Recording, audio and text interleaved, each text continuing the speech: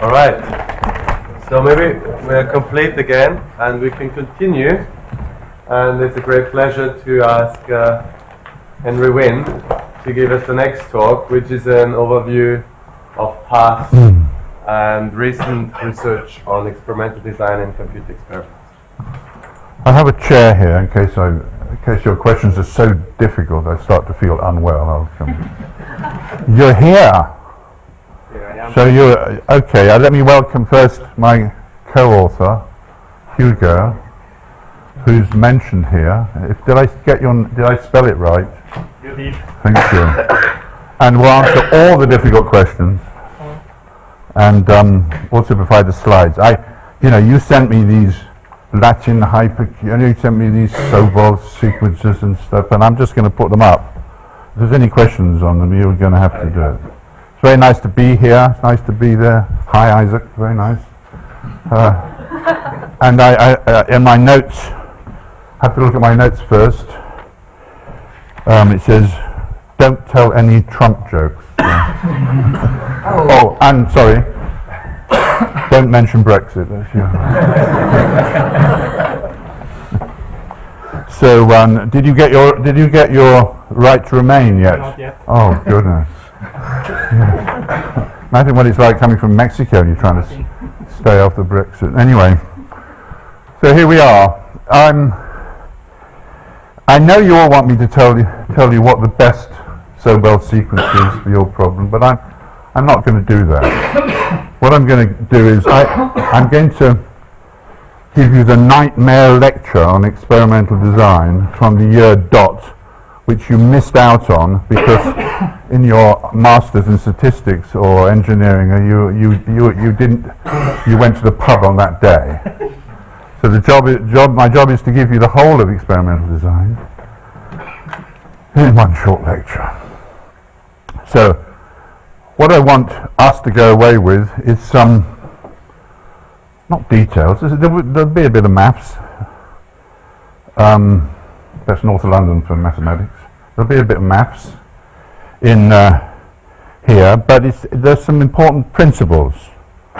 The experimental design is a very old subject, going back to when R.A. Fisher was running agricultural field trials in 1922 at the Rothamsted Experimental Station. So it's a long and distinguished history. George Box was involved, and I shall mention Jack Kiefer that I worked with, and Joe Sachs. So I'll sketch out some of that history and some of the important concepts from that. So, but first of all, I don't teach anymore. Actually, please don't use the word still when you're talking to me, as in, are you still doing research? Or are you still ... Yeah. But even if it's false, I shall definitely answer yes. I'm still, whatever it is, I'm still doing it. Okay. I won't follow that one up. Anyway, I want to start with the first lecture thing I put on the board when I used to actually teach experimental design a few years ago now. So here it is. You're in the bathroom with your partner, and there's what's called a spring balance, the one which you just put something on and it weighs it, and you want to estimate your weight and your partner's weight. There's only three weighings. So here we are. You get on, you have your weight with error, your partner gets on your weight with error, and then you both get on like this, onto just standing there, and you get the sum of the two weights. Okay, and then with students, I used to ask them, so how do I then, don't look at these lines, how do I estimate the weights? So obviously they say, well, I take y2 from y3, that gives me another y1, and I average that y1 with the original y1, and hey, great, which is wrong, of course, because the least squares estimator is this, and the covariance of the least squares estimator is that, and sigma squared is the error variance. So design, least squares, classical stuff, and a strange little matrix for which you can measure the determinant if you want, generalized variance, you can do the trace or whatever you want. So that's a simple one. So that's my first example. I'm a little bit frightened because I decided to introduce a third example on the blackboard because of conversations during, so that's going to be a bit risky, but you can help me with the third. But the second example is mastermind. So Hugo, so can you be the fourth person? So Hugo has a 4-digit number, right? And I query it, and he tells me, the Russian version is bulls and cows. He gives me the number of digits in my query I get in the right position, right and in the right position. I'm sorry about the slight sexism in it. And the cow score is the number of digits right, but in the wrong. So we could do it, of course. So if Hugo secret is 2, 1, 4, 7, and my query is 3, 1, 7, 5, then the bull score is 1, or the one's in the right position, and there's a cow score of 7 but in the wrong position. That would be bull and cow score 1, 1. So this explains that I do an experiment. I query the system. And you've all played it. In fact, they said it at Christmas time with little coloured pegs instead of digits. So we worked on this. I worked with Anatoly Zhiglevsky on this. And these are a number of different algorithms you could think of if you know a bit of maths, and there's some obvious and not quite so obvious algorithms. So here's a sequence which, if you give all those numbers, queries to the computer at the same time, and you've got a clever computer, it'll give you the answer straight away. So this is a non-sequential deterministic sequence which gives the right answer. Trust me, all right? And of course they have to be kind of separated out.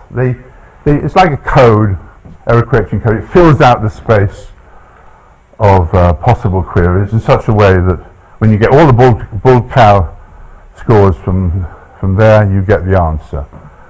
So sequential non-sequential is the algorithm where I'm going to use things in this order and stop when I get the answer. Okay, so we could have a deterministic sequence which we only use up to the point we no longer need it. For example, if Hugo says 0, 1, 2, 3, we get the answer immediately, right? Because we get bull, bull, bull, bull. We got 4 bulls. That's the answer.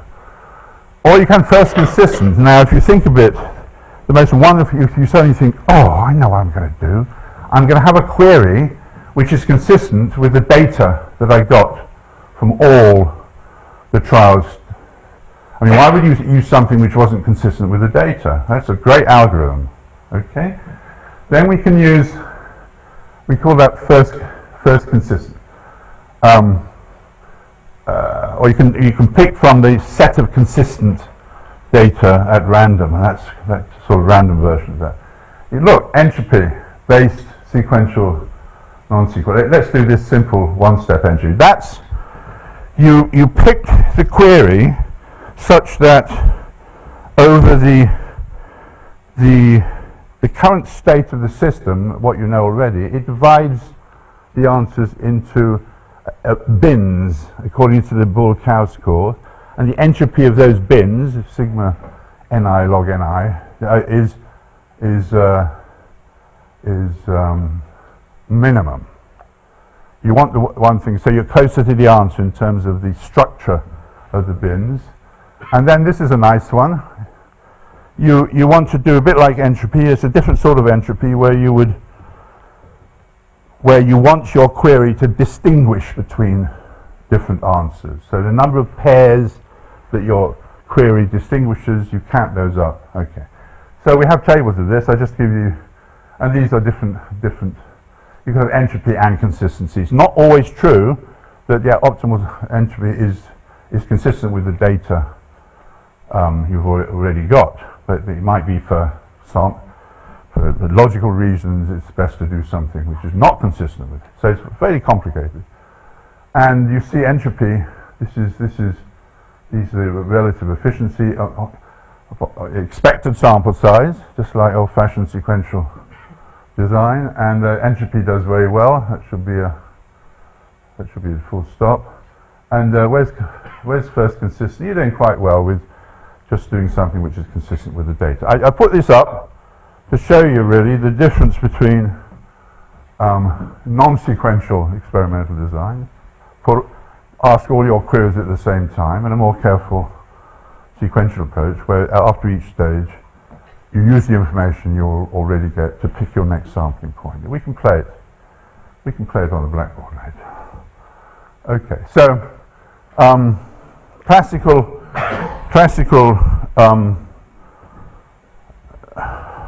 This is the stuff you teach your students if you're not doing computer experiments. You're just doing ordinary regression experiments.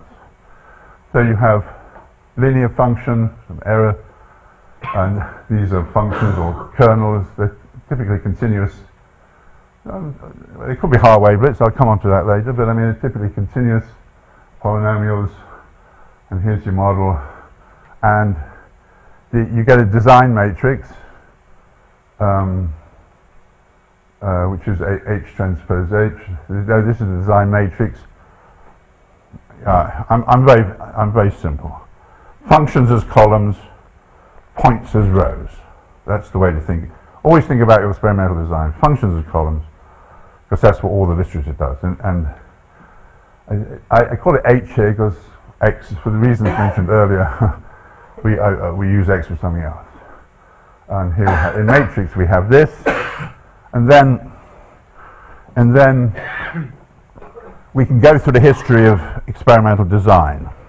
Okay, so it's factorial if it's multidimensional. You know, the X, it's not the dimension of the, if it's polynomial, but it's the dimension of the space, the design space. D curly X or whatever your design space is. There's two sorts of,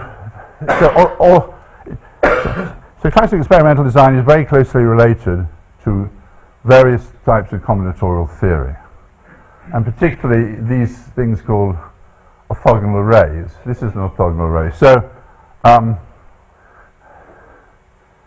all pairs, every combination of two level appears equally often. That means if I project into those two dimensions, I have balance.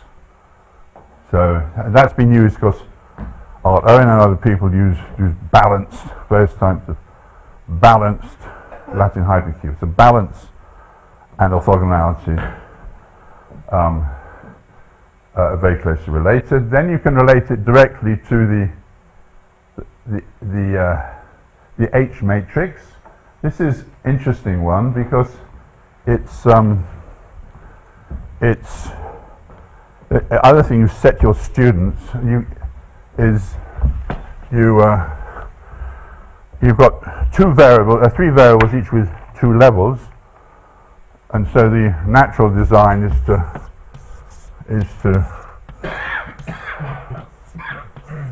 say two variables at two levels. You're at the corners of a three-dimensional cube. Then you ask the students, well, if I don't have the money to do that, what would I do? And they, after a certain struggle, the student, I'm not implying that you all like students, I'm just taking you through the history, that you do this, and this. You can see just by the projections, you can estimate the main linear effects from this, but obviously you're not going to be able to estimate any interactions from that design. That's kind of trivial. In fact, that theory is very algebraic. It's related to theory of abelian groups or Galois fields. So the whole theory, and what you get here is this over here. It's called a fraction. So a typical phrase you find is a fraction of a full factorial design would be the sort of jargon we'd be talking with in that theory. So, for example, the book by Hamada and Wu and others is full of such objects, including this one. You know, the last, was it, patriotism is the last refuge of the scoundrel. Well, stealing from Wikipedia is also the last refuge of the scoundrel. So this is a very famous experimental design. The pluses are the, so this is your H matrix, right? This is what we had before. And you have this very strange diagonal pattern, and so if I had to get the constant term in, it's usually in, you usually have the mean in, everybody talks about the mean term in, you have to have another column of ones here. Let me go back to this. This is a Hadamard matrix, very famous. X, where is it? X, this is a Hadamard matrix. H transpose H is diagonal. Okay, so this is, I'm glad you're here, Hugo, because in my work with Hugo, you should, now I'm embarrassing you in public. It's very complex. This is the Plackett-Berman orthogonal array, one of the most famous arrays in the whole of statistics, used extensively in quality improvement in industry, very extensively. But we put this up because of somebody here is who's doing work on interactions. There you are. We're doing so look at this. This is all possible interaction models you can have with the Plackett-Berman. This one means all main effects. Should be 11. I hope it can add up to 11. This is the old Taguchi. So this one has main effect, main effect, main effect, main effect, main effect, 3 interactions. All right, and then we get one here which is main effect, main effect, main effect, main effect. 1, 2, 3, 4 first order interactions and a third order interaction. So any of these models is identifiable with this Plackett-Berman design. So it enables me to say that from our point of view, there's 2 problems in experimental design. And it goes back to standing on the scale. If you only have experiment 3, you both stand on the scale together, the weights are not identifiable. You can't distinguish the 2 weights.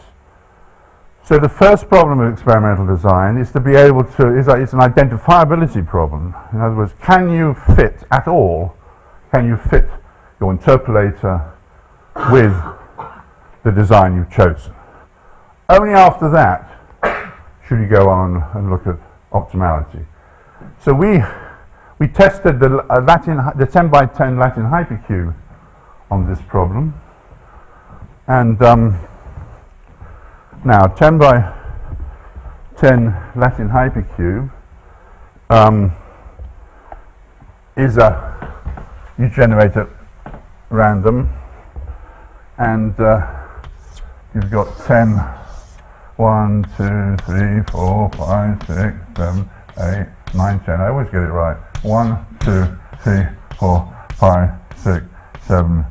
Oh no, I don't. Okay, so yeah.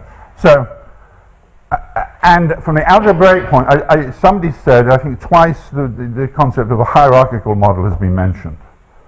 So the algebraic theory, which tells you, and it's very, very closely related to quadrature. So the algebraic says that I can you can estimate, you should be able to estimate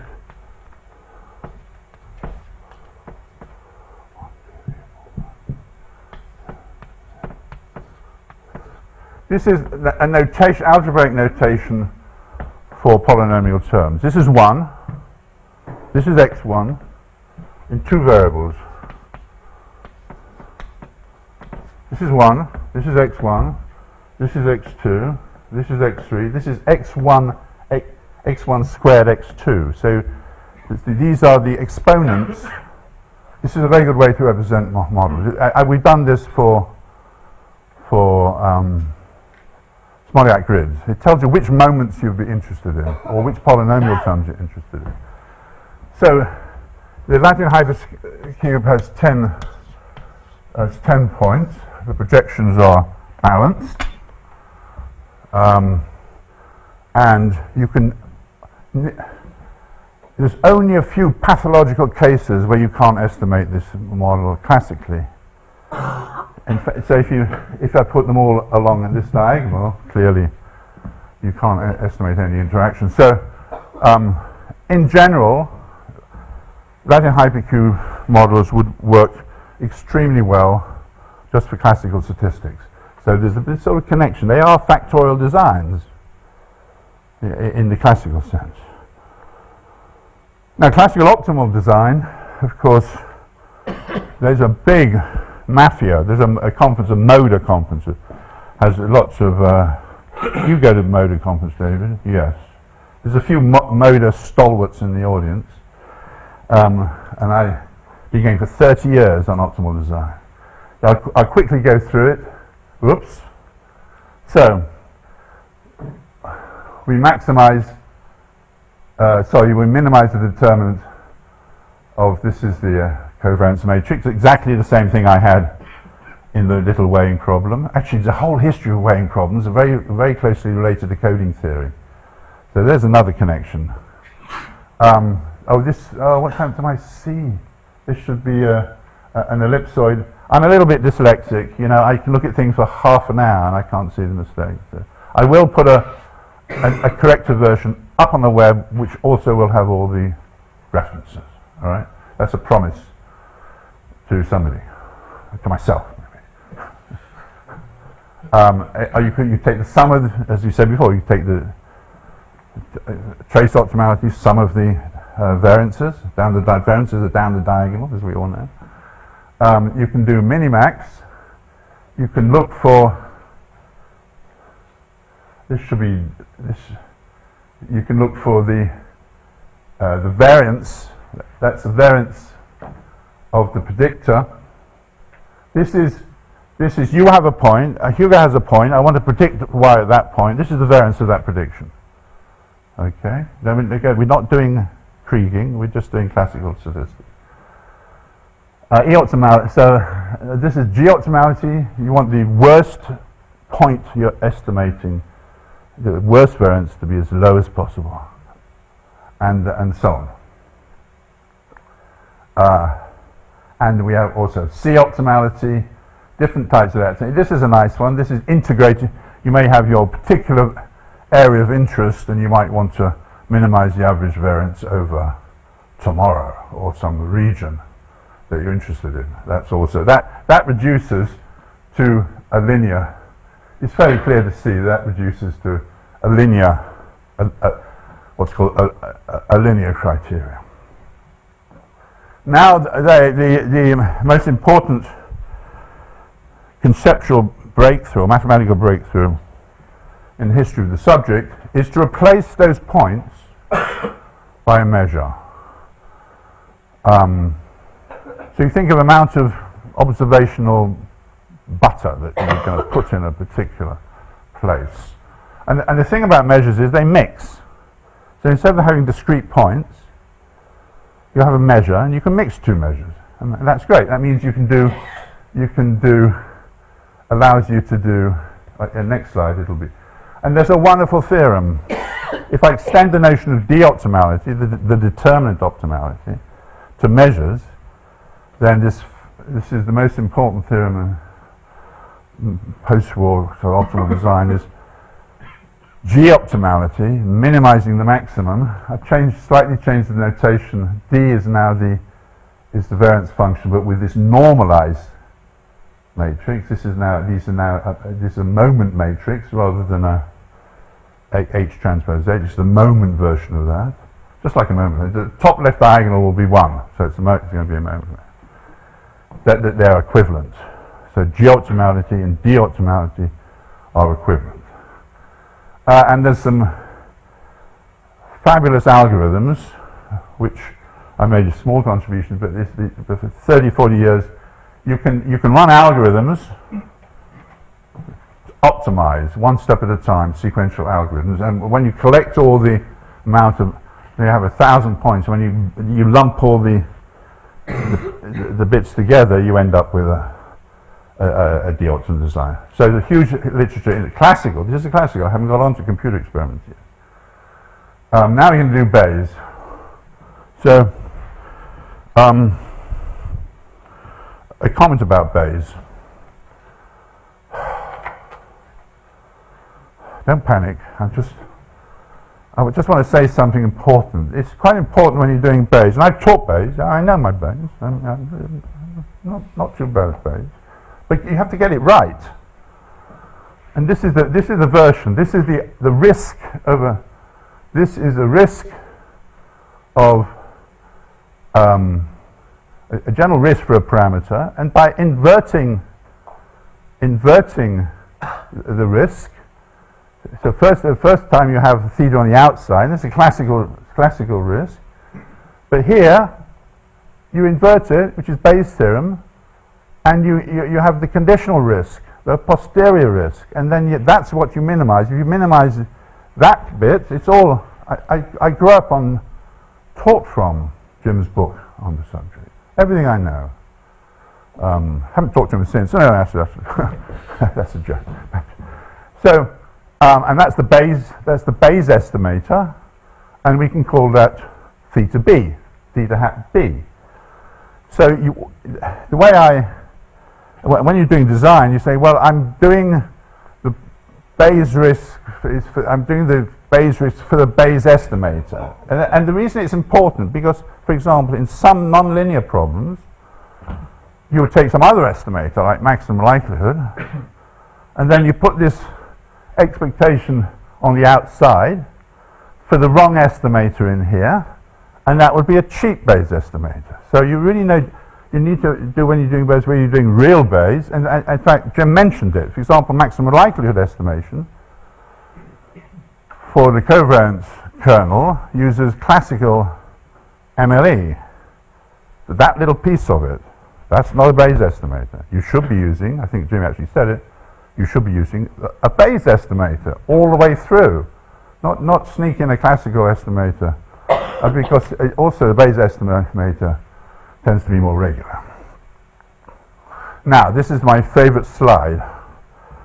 This is the theorem we never teach anybody, and don't teach our students. Too late for me. There are, what is learning? What is the Bayes paradigm in terms of experimental design? Do we always improve our information? Now, I'm afraid in the pub last night I got into a teasy mood, and I asked Michael where his keys were, and he said, with very high probability, he said this, with very high probability, no, is that right? No. With very high probability my keys are in my pocket. They were. No. But in the thought experiment, so he has prior distribution everywhere else, uniform. So big blip, big high Shannon information, low entropy, sitting on his pocket, and all the rest uniform. Then, optimal experiment on some conditions is to look in the pocket for the keys. But in the hypothetical version of Michael, they weren't there. So the posterior distribution is uniform on all those other places. And there's a great English phrase, if my keys are not in my pocket, I don't know where they are. So this proves that in individual experiments, information can go down, but you expect it to go up. You expect, expectation This is the y. This is the expectation over the experiment which produces your data. You expect, well, I've used entropy here, but you expect the entropy to go down, or you expect the information to go up. And you get this. And the question is, why does Shannon? This is a famous result, usually attributed to Maurice de Groot. Why does it go up? Why do you expect information to go up? Why do you expect the experiment to work? And you think, well, it must be the concavity of log. No, it's the convexity of z log z. And that's a convex function on the prior. So the theorem is the class of functions which you always expect to learn for any prior, and it's an if and only if, is when phi is, I'll get confused between convex and concave.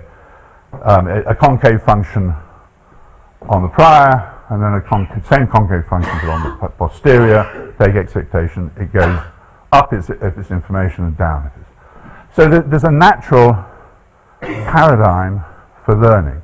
So what you're doing, we design an experiment to maximize the pre-posterior. I like this word. I know Bayesians use this word. A pre-posterior means it's before this pre-posterior expected increase in information. So it tells us, in a way, if we can get that information, if we can expect to have that information increase, that's what we should do. And in this sense, Bayes is a fantastic learning. I know of no other real something as good a theorem from classical statistics, because you'd have to talk about coverage and things like that. So it'd be very difficult. We need a classical thing just to keep the classical people happy. So then we do Bayes linear models. So we can do. I'm going back. So then you do Bayes. Linear and Smith, classical Bayes linear models, everything on I'm not even going to look at it, but it's all there. All the equations for Bayes linear models are there. And we all know the posterior mean is the Bayes estimator. The B, the theta hat B is the mean under quadratic loss, and so on. And there's a natural there's a natural de-optimum version for this, and so on. So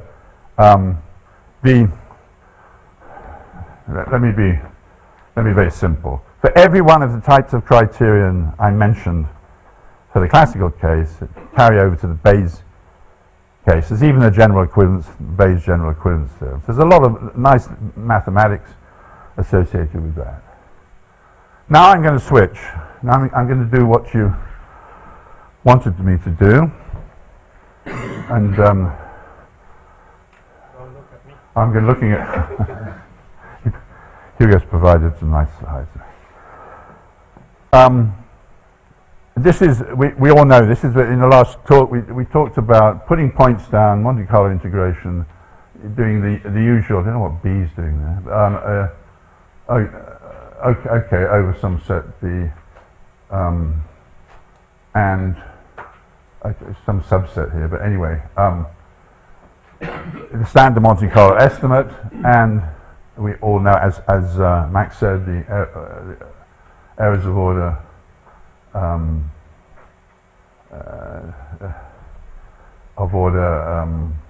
to minus a half. I should have a variance up there somewhere, and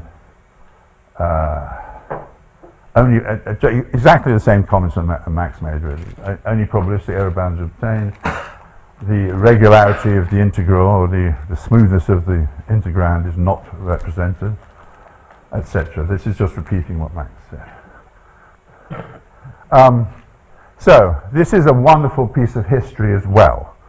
I was lucky to go to lectures by Klaus Roth, who's a very famous guy in the department where I was at Imperial, who did a lot of the basic works linking low discrepancy to number theory. And he had, so this is exactly what Max said. This is the error Um, it's not yet proven. Roth proved some of this, but there's still a very open problem what the discrepancy, how good you can get on discrepancy. And that's why a lot of these sequences compete with each other, because some may be good for some time and then the others take over and so on. So, but this is from our point of view, this is the interesting bit. Now, I want to get 1 minute off to talk about Smollett grids. I made a comment yesterday that the applied mathematics community, which is interested in quadrature because they have to do the integral to do a kind of Fourier model, and they need the orthogonal polynomials because everything is orthogonal. So it's all about quadrature. This was all about quadrature. This was all about quadrature. It's only relatively recently that people started to use quadrature points for interpolation. And to my mind, I think that this should be a conversation we should have in the 6 months. What's good for quadrature may not be good for estimation. For example, take this identifiability problem here. Let's suppose I can identify, let's make this clear, let's make this x1 squared x2. So if I'm integrating, this will be the m, this will be the in 2 dimensions, this will be this, if I integrate, this will be the mu 1 2, sorry, 1 mu 2 1 non-central moment. So if you're interested in quadrature, you can do a lot better. This is for identifiability of the model, but for quadrature, you have another region. You don't even have to estimate the parameters associated with the model. You have another region, typically bigger, of higher order moments that you can estimate exactly. That's what your quadrature the game is. Which higher order moments can I not estimate, evaluate exactly using quadrature. So we already see a tension between whether I'm interested in interpolate, already algebraically interested in whether we want to estimate as the model, or you do better, you can do higher order moments if you're only interested in quadrature. So one of the nice things about quadrature is that the Coxmore bound, in which you can separate out the error into 2 parts. One corresponding to the design, and the other, I won't, if you have remembered it, what V is. A V is a measure of variation for the function. So wouldn't that be nice for classical interpolation if we could separate out a contribution for the design and a contribution from the kernel here in a nice way? Then we could say, well, this design is universal in some sense because it minimizes the design-dependent part. So I mean, that's the sort of thing that we could look at in the next 6 months. Oh no, now I've got to do Sobol. Okay, so this is totally unintelligible slide. I could give you a talk on Sobol, but I won't. You start off with binary integers. There's some steps in here, and you end up with binary fractions. And inside this machine, actually on my last slide I wanted to talk about machines. I'm putting it up because I love the idea of a machine which generates low discrepancy. It really is a dynamical system, a clever one, embedded in which there's a irreducible polynomial of a Galois field. Actually, let's just stop for the word Galois field. Galois field theory I've already mentioned because it's the same theory which is used for classical orthogonal arrays. The same theory used in coding theory, linear shift registers, having very, very pseudo-random. So Galois fields are sort of useful. That's the only reason I put that up. There's Weil sequences, so these just use irrational numbers. So you see they have they each have their little seed. They have to be fed by a particular sort of fuel. Here it's irrational numbers. But it's still, look, it looks like a bit of a dynamical system. It's a little machine which generates these random things. And then our favorite, because we've done some work, are lattices. So I'll show some, but it's good to have a lattice design over here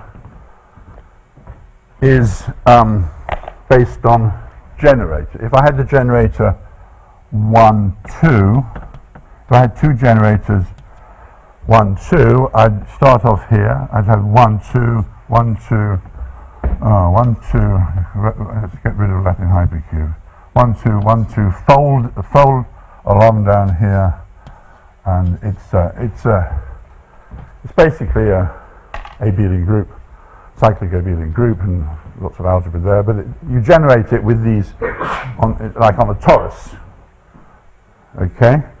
And the trick here, and my almost last slide will mention that, is what are the generators? What are the seeds for the Sobol? How do we pick them?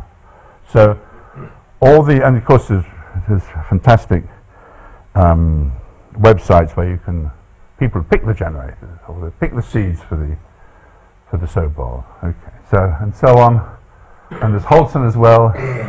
So Holton we have to look for what it uses. Again, it's a similar sort of structure, but it uses prime numbers. All right, so each one has their different type of fuel. That's the point I'm trying to make. But there's a super concept, which is due to Niederreiter and Sloan and others. And the way to think about the structure of these things is the net structure. So you divide your space into little regions, and what you really want, heaven, is to have one point in each of these small windows, and various versions of that are nets. In fact, Sobol sequences are a net for the dyadic partition, and they produce nets for particular sample sizes, to be honest about it, particular sample sizes. And look, so there we go, and here they all are. Oh no, don't know what happened there.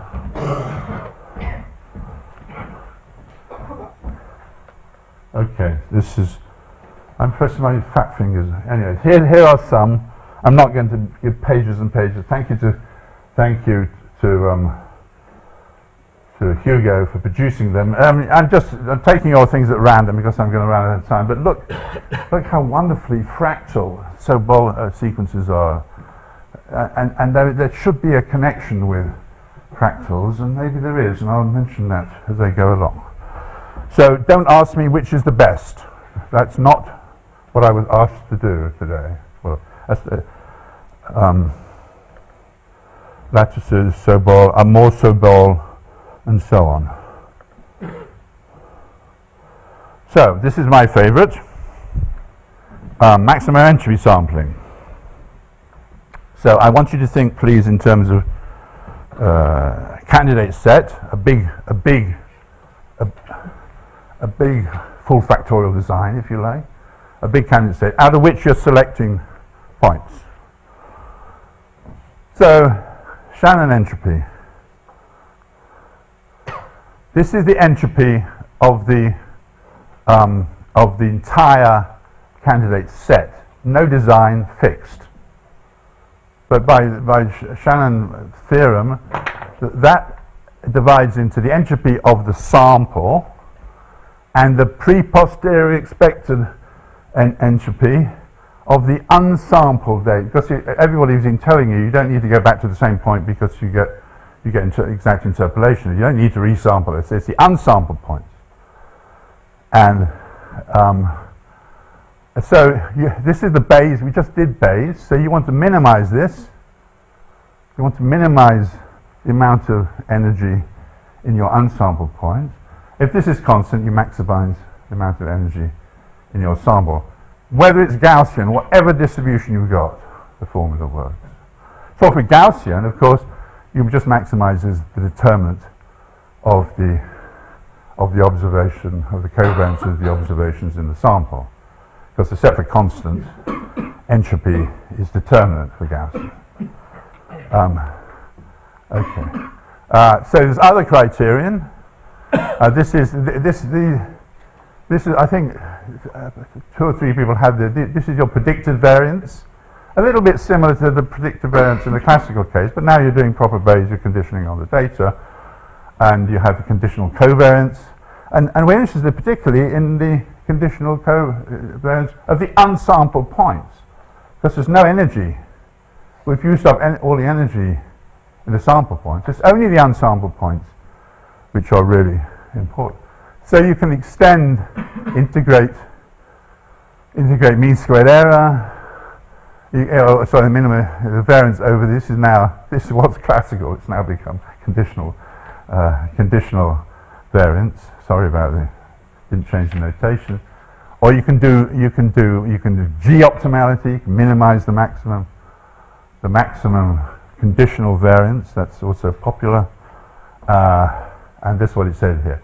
We can consider any criterion based on the conditional covariance of the unsampled units. That's where that's our interest when we're doing optimal design. Like what we haven't sampled. And then sequential algorithms. So this is, let's just go to this could be phi, this could be our general criterion from the previous learning slide. But of course, this is, so placing the next point, sample point, design point, at the unsampled candidate point where the posterior variance is a maximum. That's been rediscovered so many times. Your next point, what point is your, several people have done this sequential. Michael does that, several people say, find out the region you don't know least of conditionally and put your new observations there. You can do it in blocks. So there's a huge industry to make, and there's some very good recent papers. I'll try and make sure I have a list of those. And now, this is my worst slide, but maybe it's also my best slide, because you don't want just to do that prediction. You want to use other utility functions. All right. So, if this is wrong, please come and tell me privately, not in public. This is a quick expected improvement. You put your point where the pre-posterior expected. You remember the pre-posterior? Don't forget that pre-posterior expected improvement is biggest when you're maximizing. You could have a probability. Oh, that's an I in there. The probability of an improvement. You could be like in finance. What's the probability of what's the VAR? What's the probability of the company going bankrupt? What point? So, probability. Any risk metric you like, if you're optimized. Now, you say this nearly every talk I've ever given on anything. Some of my best friends are control theorists. So years and years ago, I spoke to I better not name him in public, but very, very close friend who's a major control theorist. I said, these people, we're trying to optimize and we're all trying to fit. We're trying to fit and optimize at the same time. Oh, he said dual control theory. Just like that. Then buy me another drink. All right? So dual control. So I went to Wikipedia again and looked up dual control theory. On the Wikipedia, here it is. Action, to control the system as well as possible based on current system knowledge. All right? And to experiment with the system so as to learn about its behavior and control it better in the future. I mean, that's almost perfect Wikipedia definition of expected improvement, or this wonderful thing, somebody had a wonderful, where you want to find a particular region of safe domain in reliability, that may be your objective. So you've got this trade-off all the time. That's another subject which I think we should be looking at. And play the winner, the notorious history of play the winner, where playing the winner directly, if you're trying to find lots of Gaussian means, you're trying to pick the best one. If you just go for the first one and stop carrying on sampling from the other ones, it's a bad policy. In fact, the control theorists have a word for it. It's something like stimulation. You have to stimulate the system to you learn enough about the other means. So when you play the winner, huge literature on play the winner. We should be looking at it. So this is almost the last slide. So here we are. We've got a correlation matrix. It's a correlation matrix which we're going to get from the sample, and we're trying to max. It's a bit of classical design. It's also a bit of maximum entropy. If I want to maximize the determinant of a correlation matrix, the perfect case is when it's equal to the identity. All right? Big diagonal's bad. All right?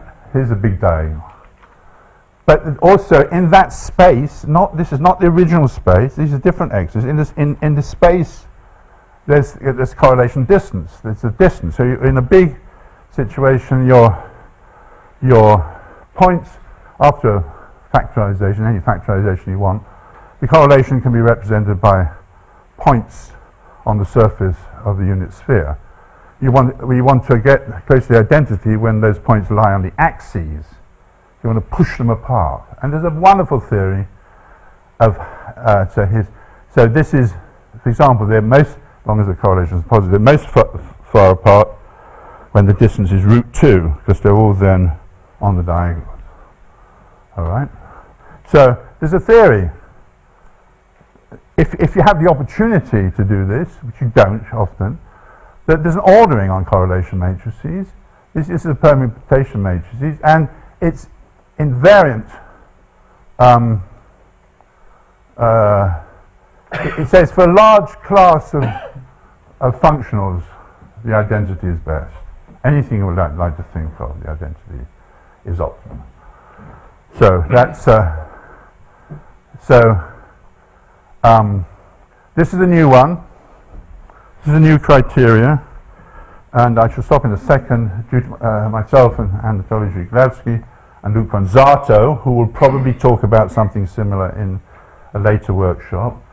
This is pushing apart the distances in the original design space. And so these are a very famous set of points, and here they are. Instead of using distances, we use the area or volume of the simplices formed by points. So we have not just 2 points, but 3 points and so on. This is another criterion. When the delta there goes to minus infinity, you get maximum distance. But this is like maximum area of triangles, something like that. This is similar. So a side extension of maximum. And another general principle, going back to the Fourier sequences. What G's are good for the Fourier case? They're the G's which separate things out, and by separation means certain operations you do must not produce the same integer again. So here's a nice case. If you want second order orthogonality, forget about interactions in each dimension, which is what this two. The G's, all these integers must all be different. So you start out generating integers, greedy. Look at this. This I just go on, and I want none of these things to. So 1, 2G mustn't be equal to any past G, and we go a greedy sequence. And look what happened. I did this. We did this. I put this sequence in the Sloan's Encyclopedia of Integer Sequences as a sort of last resort, and I it turned out that this was related to the very, very famous period doubling in a dynamical system. So chaos. So the optimal, you really have to make those G's chaotic in some sense. Whatever that seed is you're putting into your low discrepancy sequences, they need to be all muddled up. And so I rather like the generic phrase self-avoidance. And Maximin is self-avoidance, all right? So I'm going to finish with this slide. So the world divides into combinatorial algebraic stuff, and then optimize. We've had entropy, it's like energy, it's like energy harvesting, we're information harvesting with our designs. They need to be separated out, sort of optimization type things, packing, covering, coding, all that sort of thing is over here. Then we got these wonderful tools, groups, fields, I mentioned fields, lattices, which are groups, and fractals, fractals sort of is everywhere. And here's my final message, and I think it's what would I like, or what me and Luke Ponzato and Hugo like? What would we like, these people who love classical combinatorial design, but also want to do stuff in this area? I spent long and hard on this sentence. We'd like designs to be generated by their own simple dynamic systems, like we had for Sobol, but intelligent dynamic systems which harvest information in a good way. So we just want to switch them on, go and get the information, come back when you're finished. And all, in some sense, if there's uniting concept, it's that. Clever people have invented clever dynamical systems which can do quadrature and interpolation and so on. And that's my lot. Thank you.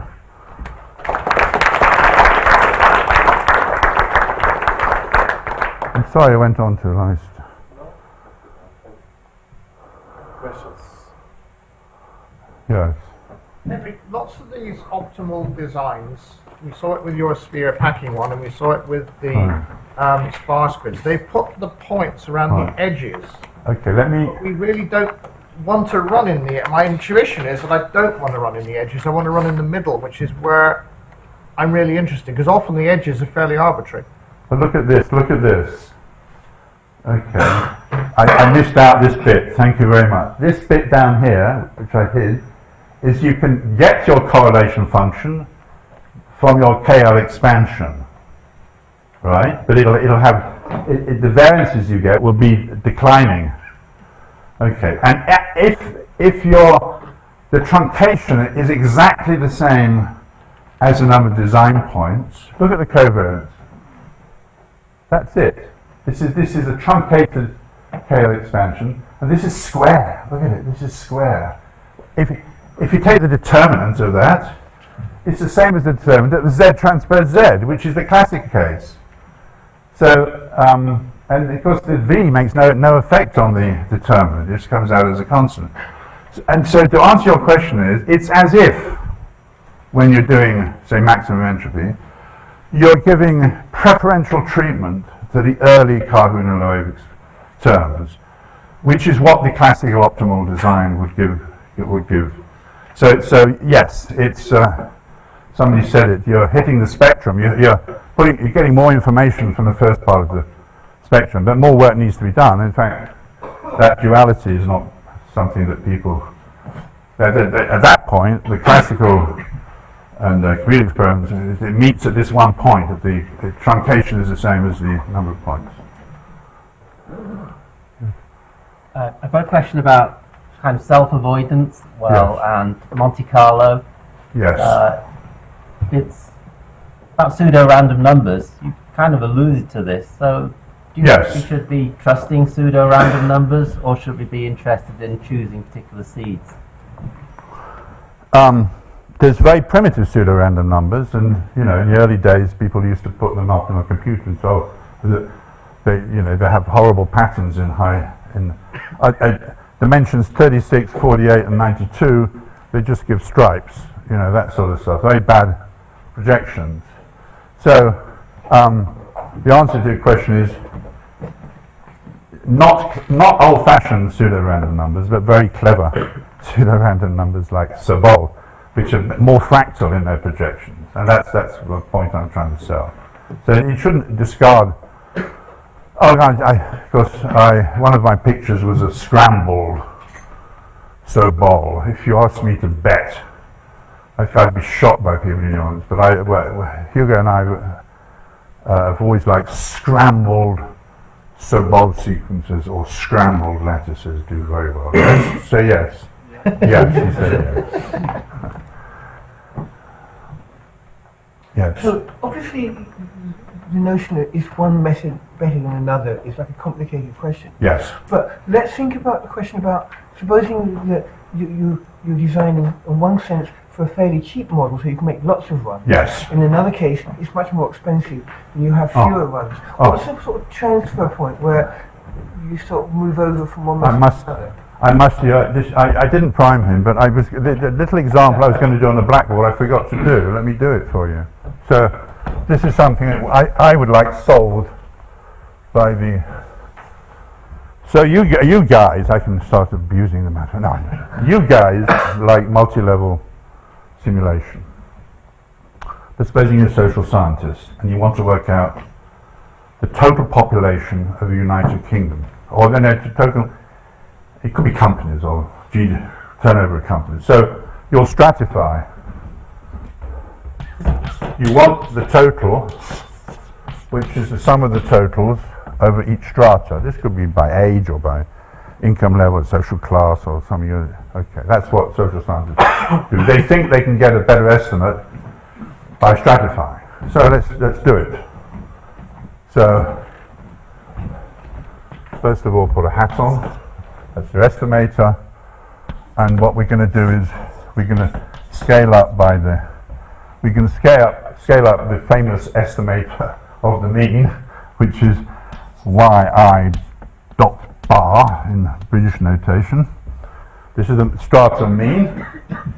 This is the total. So scale up the mean. So in some sense, every gets the same value. That's the best estimator, and the variance of t hat. I only just did the calculation at coffee, but that's ni squared. And I once I walked towards a window teaching social scientists, when it was a hot summer day, and said, if you don't give me the variance of the mean, I'm going to jump out of the window. So let's not get it wrong. Sigma squared upon n. Strata mean. So you want to minimize. Now this is simulation. You want to minimize that total for some reason. Subject to a cost. So the cost is some of the simulation or sampling is harder to get information from big companies because they lie, or no, because they won't give you the information. So we want to minimize this subject to a cost constraint dependent on that's ni, so dependent on the sample size. And that's the total amount of money you have to spend. Of course, you lose the Lagrange multiplier, and I probably got it wrong, but I think the answer is that ni, you maximize the allocation, minimize allocation, to ni, I think is, get quadratic here, and you Lagrange, and then you've got, I think it's ni, anyway, there's a solution. Ni is proportional to Ni sigma I over the square root of the cost. Don't kill me if it's wrong. This is very famous. This is one of the earliest optimal design problems in the history of statistics. It's called Neyman allocation, after Jerry Neyman of the Neyman-Pearson. So we can do some deals with the multi-level simulation. The only thing that's missing is, I know, because I've been to some of your wonderful lectures on it, is you pick up a bias because you're not using the correct model. You've got a discrepancy. So we can a paper from everybody in the room, and it'll be titled minimal mean squared error for stratified simulation with known discrepancies, and you just got to replace the variance by mean squared error, and you'll have a delta discrepancy and a sigma squared, and there we are. Paper, joint paper. Who wants to do it? All right, thank you very much.